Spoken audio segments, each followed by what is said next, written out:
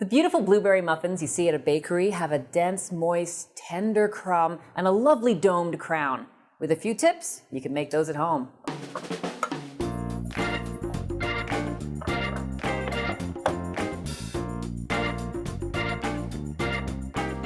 First things first, let's preheat our oven to 425 degrees.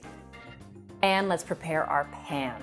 So any muffin pan will do. If it's nonstick, great, but even if it's nonstick, I'm going to butter the insides because I want to make sure my batter can rise beautifully. I'm also going to butter the top because that's important if the muffin should overflow.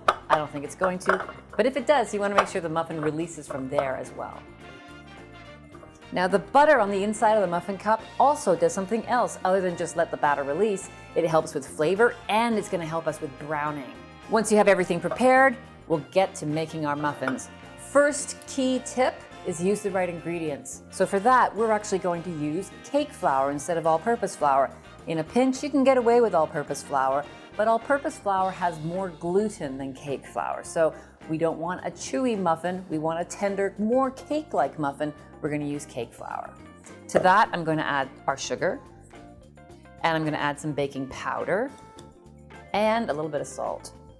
I'm going to whisk this together. That's instead of sifting. I won't have to sift out any lumps. I can just whisk them apart. Now, here's another tip for you.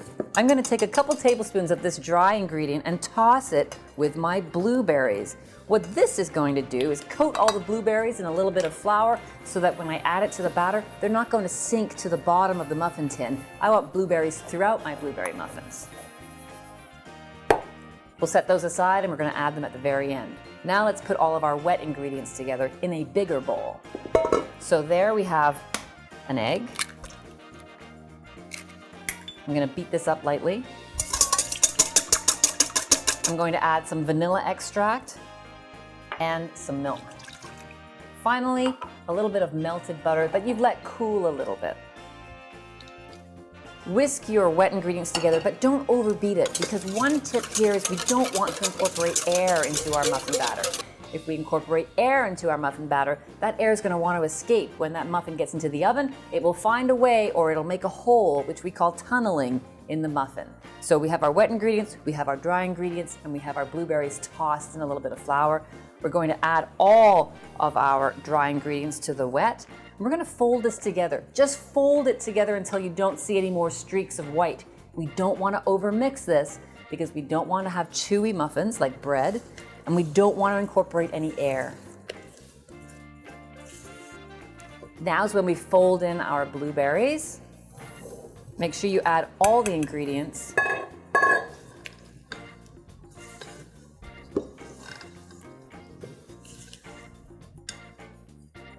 So fold it just until you see no more streaks of white.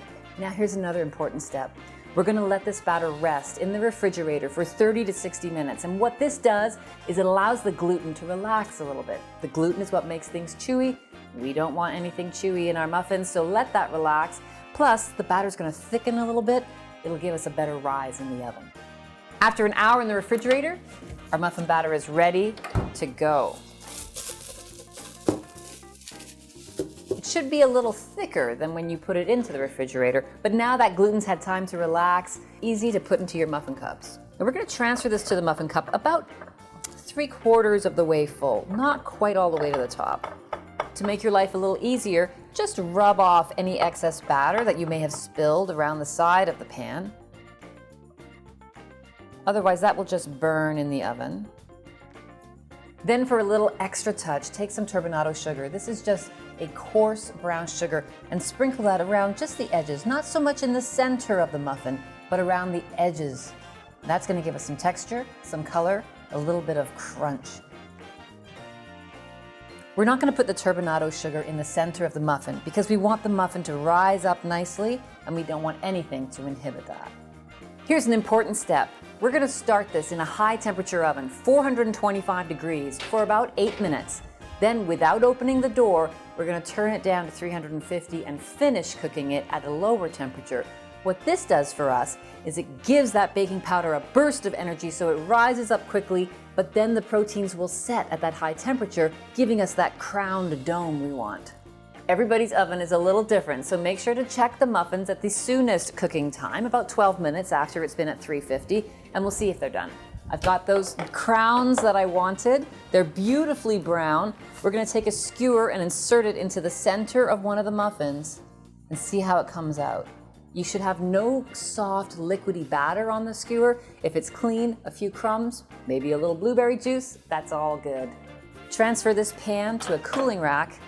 It takes a little patience to let these blueberry muffins cool in a pan, but once you can touch them, pull them out, maybe break one open. Look how delicious and gorgeous inside. Grab a little pat of butter if you want to. I mean, who could say no to a blueberry muffin?